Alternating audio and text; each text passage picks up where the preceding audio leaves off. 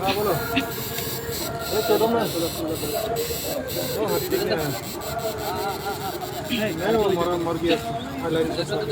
किसी पर अरे दूध पेपर ही नहीं है क्या छोड़ो ना। और उसका पीछा सीधो। पुराना सर, पुराना सर।